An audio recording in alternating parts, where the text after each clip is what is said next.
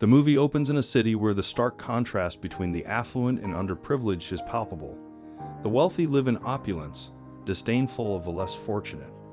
Our central character, Arthur, resides in this divided city with his mother, finding solace in his love for comedy and aspiring to become a great comedian. His inspiration is a charismatic host from a renowned comedy show, a figure he dreams of sharing the stage with one day.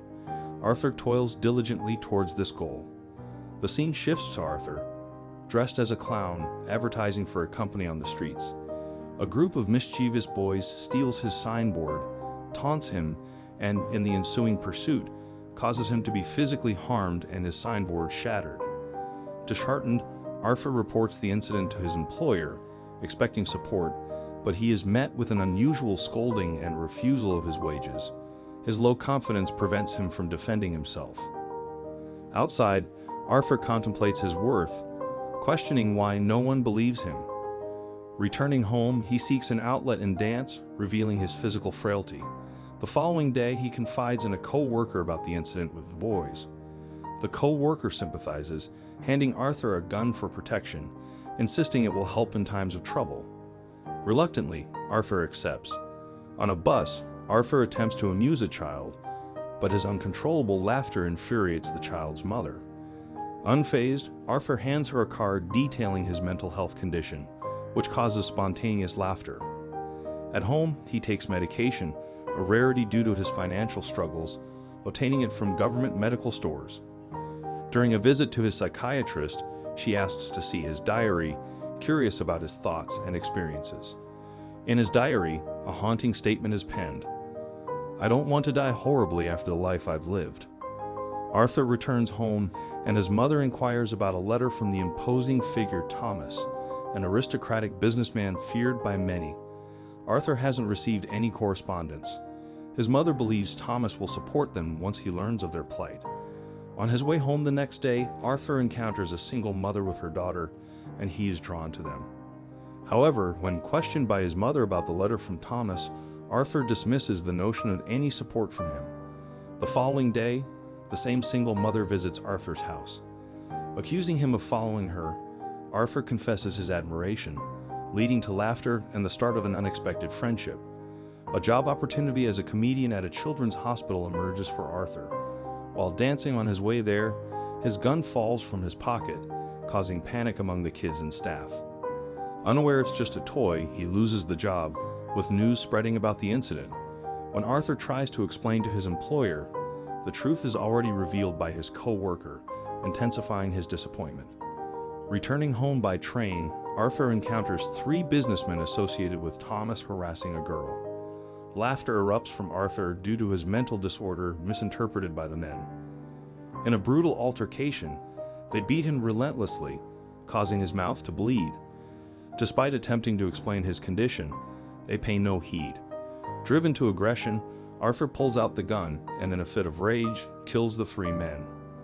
Terrified by the consequences, he locks himself in a train lavatory, initially gripped by fear but eventually finding solace in dance. In an eerie calm, Arthur appears unrepentant and surprisingly at peace after the violent incident. The TV broadcasts a news segment where Thomas, an influential figure, reveals that the 3 murdered men were his associates, killed by a clown. Oddly, the poorer section of society supports the clown, adopting clown appearances in protests against the wealthy. Arthur, seemingly unfazed, visits his psychiatrist, only to learn it's their final meeting due to government funding cessation. Dejected, he leaves. Arthur then attempts a comedy show, struggling to make the audience laugh. In a moment of anxiety, he bursts into laughter, disrupting the show and returning home. His mother hands him a letter meant for Thomas, revealing a hidden truth. Surprised and hurt, Arthur confronts his mother, who explains their past. She and Thomas had mutual feelings, but societal norms prevented their marriage. Determined to find his truth, Arthur goes to meet Thomas, encountering Thomas's son and trying to amuse him. However, the domestic worker dismisses Arthur, accusing him of fabricating a story. Distraught, Arthur leaves, but not before claiming he is Thomas's son. Returning home, he discovers his mother has suffered a health attack and is hospitalized. Two police officers approach Arthur, questioning him about the train murders. Unaware of the situation, Arthur denies knowledge, realizing his mother faced the same interrogation leading to her health attack. Inside the hospital, he finds the single mother present. The TV broadcasts a news segment featuring Arthur's favorite TV host, who unexpectedly ridicules him, revealing his own face on the screen. Struggling to control his laughter during the comedy show, Arthur is deeply wounded by the realization that his idol is mocking him. As he grapples with this emotional blow, Thomas arrives at the house, and the news broadcast unveils the escalating chaos in the city. The impoverished masses, adorned in clown makeup, take to the streets in protest against the aristocracy, intensifying the animosity. Arthur, strangely exhilarated by the revelation, sees it as a validation of his actions for the first time. The epicenter of the upheaval is a theater where the wealthy are enjoying a movie, including Thomas. Police attempt to quell the riot, adding to the chaos. Seizing the opportunity, Arthur infiltrates the theater, reaching the restroom where Thomas is present. Politely, he reminds Thomas of their shared history, claiming to be his son. Thomas vehemently denies any connection and delivers a powerful punch, leaving Arthur with a bleeding nose. Defeated, Arthur retreats to his home.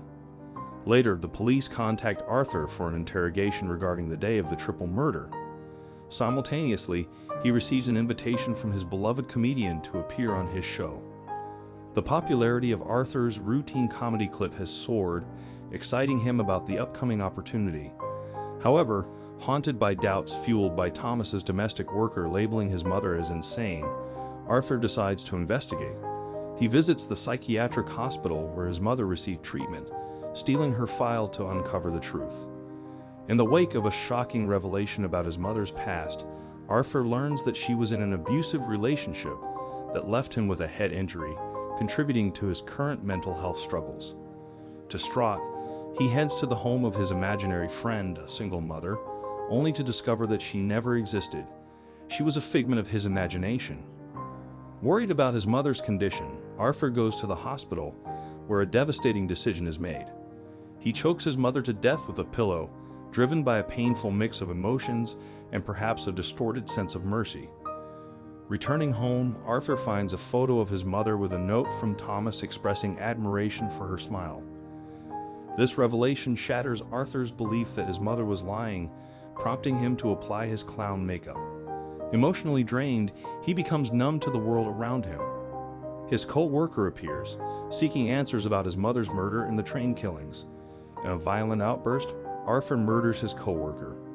Prepared and dressed as a clown, Arthur sets out for his favorite comedian's show, dancing along the way. Police officers arrive, but he manages to escape, blending into a crowd of people wearing clown costumes on a train.